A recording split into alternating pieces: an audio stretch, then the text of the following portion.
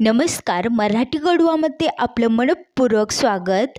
आज आपण गव्हाच्या पिठापासून मस्त कुरकुरीत होणारी आणि घरातील प्रत्येकाला आवडेल अशी मसाला पापडी बनवण्यासाठी इथे आपण घेणार आहोत गव्हाचं पीठ. तर इथे 3.5 वाटी गव्हाचं पीठ घेत आहे मी. मसाला पापडी बनवण्यासाठी इथे फक्त गव्हाच्या पिठाचा वापर करत आहे. तरीही ही पापडी एकदम कुरकुरीत होणार आहे. लाल मिरची पावडर, हळद पावडर, जिरा पावडर, ओवा, मीठ, तेल. इथे 3.5 वाटी गव्हाचं पीठ घेतलं आहे. त्यामध्ये टाकूया पाऊण चमचा लाल मिरची पावडर. ही तिखटवाली लाल मिरची पावडर आहे. हळद पावडर घेऊया पाव चमचा. जिरा पावडर घेतली आहे 1 चमचा. ओवा घेतला आहे तर 1 ते 1.5 चमचा ओवा घेतला आहे. हातावर असं रगडून टाकायचं आहे म्हणजे मस्त वास येतो ओव्याचा आणि चव वाढते. तर अशा प्रकारे ओवा टाकूया. मीठ टाकूया 1 ते 1.5 चमचा. तुम्ही तुमच्या चवीनुसार कमी जास्त करू शकता. आता याला चांगलं मिक्स करून घ्यायचं आहे. चांगलं मिक्स करून घेतलं आहे. आता 1 चमचा ओवा पहिलीच ॲड केला होता, थोडा कमी वाटत होता म्हणून अजून अर्धा चमचा ॲड केला आहे. पुन्हा मिक्स करून घेतलं आहे. आता यामध्ये टाकूया तेल. तर इथे 5 ते 6 चमचे तेल ॲड केलं आहे मी. याला चांगलं मिक्स करून घेऊया. पिठाला चांगलं तेल अशा प्रकारे चोळून घ्यायचं आहे. तेलाला चांगलं मिक्स करून घेतलं आहे. हाताने अशी मुठ्ठी केली की अशी मुठ्ठी बनली पाहिजे, इतकंच तेल पाहिजे आपल्याला यामध्ये. म्हणजे आपली जी पापडी आहे ती मस्त कुरकुरीत होते. यामध्ये थोडं थोडं करून पाणी ॲड करूया व याचं घट्ट पीठ मळून घेऊया. पापडीसाठी घट्टच पीठ मळून घ्यायचं आहे. तुम्ही जर नरम पीठ मळून घेतलं तर आपली पापडी कुरकुरीत होणार नाही. आता इथे पीठ मळून घेतलं आहे. वरून थोडंसं तेल टाकूया व पुन्हा एकदा याला चांगलं मिक्स करून घेऊया. पापडीसाठी फक्त गव्हाचं पीठ घेतलं आहे म्हणून याला भिजत वगैरे काही ठेवायचं नाही आहे. लगेच पापडी बनवून घ्यायची आहे. तर इथे 2 गोळे बनवून घेतले आहे मी. आता याला आपण लाटून घेणार आहोत. जसं चपातीला आपण लाटून घेतो तसंच लाटायचं आहे. मध्ये थोडंसं पीठ लावायचं असेल तर ते आपण लावून घेऊ शकतो, म्हणजे हे लाटताना चिटकत नाही. तर खाली मी थोडंसं गव्हाचं पीठ लावून घेत आहे. जास्त नाही लावायचं, थोडंसं लावायचं आहे. थोडंसं पीठ लावून लाटल्यामुळे खूप इझिली हे लाटलं जातं व सरसर ही लाटली जाते अशा प्रकारे. तुम्हाला जर पीठ लावायचं नसेल तर तुम्ही इथे तेलाचं बोट लावून याला लाटू शकता. याला एकदम पातळ लाटून घ्यायचं आहे व अशी मोठी पोळी लाटून घ्यायची आहे. तर खूप इझिली हे लाटलं जात आहे. खाली चिटकत वगैरे काहीच नाही आहे.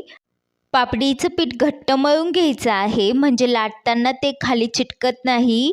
पीठ जर नरम असेल तर लाटताना ते खूप चिटकतं किंवा मग जास्त गव्हाचं पीठ पलथन म्हणून लावावं लागतं. तर अशा प्रकारे आता याला लाटून घेतलं आहे व मी पलथन फक्त एकदाच थोडंसं लावलं आहे, जास्त लावलं पण नाही आहे. अजून एक चपाती लाटून घेऊया. तर अशा प्रकारे थोडंसं मोठं करून घेतलं की थोडंसं पलथन मग गव्हाचं पीठ मी लावणार आहे. जास्त लावायची गरज नाही आहे, पण थोडंसं लावलं ना नंतर मग खूप इझिली हे मोठी लाटता येते आपल्याला. तर आता थोडंसं लावलं व पलटून आता पुन्हा थोडंसं पीठ लावलं. आता याला लाटून घेऊया अशा प्रकारे. थोडंसं पीठ लावल्यामुळे खूप इझिली ही लाटता येते, जास्त लावायची गरज नाही आहे. तर अशा प्रकारे आता हिलाही मोठं लाटून घेऊया. मी याला पोळपाट लाटण्यावरच लाटून घेत आहे. पण मोठं लाटायचं असताना तेव्हा तुम्ही ते किचन प्लॅटफॉर्मचा वापर करूनही हे बनवू शकता. किचन प्लॅटफॉर्मला थोडंसं तेल लावून घ्या व त्यानंतर ह्या चपात्या त्यावर तुम्ही लाटून घेऊ शकता. तर अशा प्रकारे यालाही लाटून घेतलं आहे मी आणि एकदम पातळ चपाती लाटून घेतली आहे. तर अशा प्रकारे आता मी तुम्हाला दाखवते किती पातळ आहे. एकदम पातळ बनवून घेतली आहे, तुम्ही बघू शकता. अशा प्रकारे 2 चपात्या लाटून घेतल्या आहे. आता काट्याच्या चमच्याने याला टोचे मारून घेऊया.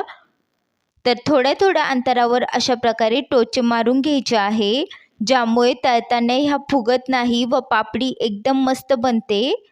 पापडीला कट करण्यासाठी अशा प्रकारे एक वाटी घेतली आहे. तुम्ही ते ग्लासचा वापरही करू शकता. तर अशा प्रकारे यांना कट करून घेऊया. तर खूप इझिली हे अशा प्रकारे कट करून घ्यायचं आहे आपल्याला. अशी मोठी पोळी असली की जास्त पापडी एकसोबत बनते। तर अशा प्रकारे पापडी मी बनवून घेत आहे।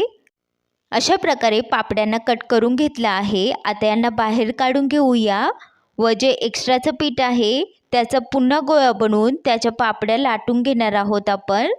तर अशा प्रकारे खूप इझिली ह्या पापड्या निघतात। तुम्ही बघू शकता एकसोबत किती पापड्या बनल्या आहे।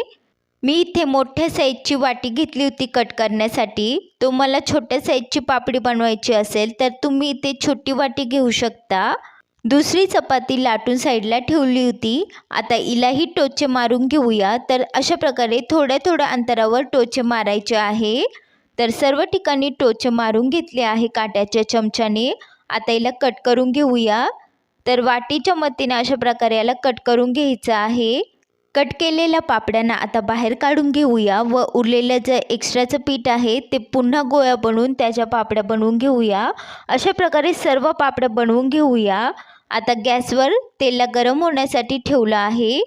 तेल मीडियम गरम आहे। आता यामध्ये एक एक करून अशी पापडी सोडायची आहे व यांना चांगलं तळून घ्यायचं आहे। गॅसची फ्लेम मी इथे लो केली आहे। तर अशा प्रकारे यांना आलटून पलटून चांगलं तळून घ्यायचं आहे।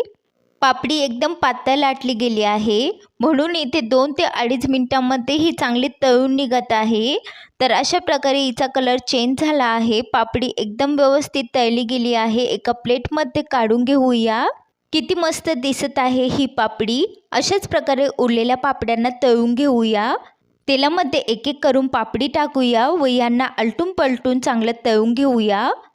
पापडी तळताना तेल जास्त गरम असेल तर पापडी टाकली की लगेच ब्राऊन होईल व जळली जाईल। तिची चव इतकी चांगली। पापडी तळताना तेल जास्त गरम नको। जास्त गरम असेल तेल तर पापडी एकदम लवकर ब्राऊन होईल व जळली जाईल। तिची चव इतकी चांगली येणार नाही। तेल मीडियम गरम पाहिजे व लो गॅसवर पापडीला चांगलं कलर चेंज होईपर्यंत चांगलं तळून घ्यायचं आहे। म्हणजे पापडी मस्त कुरकुरीत होईल व खूप मस्त चव येईल पापडीला। तर अशा प्रकारे सर्व पापड्या मी तळून घेत आहे। तुम्ही बघू शकता खूप मस्त पापड्या दिसत आहे। तेवढ्याच एकदम कुरकुरीत आणि चविष्ट बनल्या आहे ह्या पापड्या एकदा बनवल्या की आपण 1 ते 1.5 महिन्यांना एका एअरटाईट कंटेनरमध्ये भरून स्टोर करू शकतो व जेव्हा पाहिजे तेव्हा याला खाऊ शकतो। खूप मस्त लागतात। घरातील प्रत्येकाला खूप आवडेल। आता एक पापडी तुम्हाला तोडून दाखवते किती कुरकुरीत बनल्या आहे ह्या।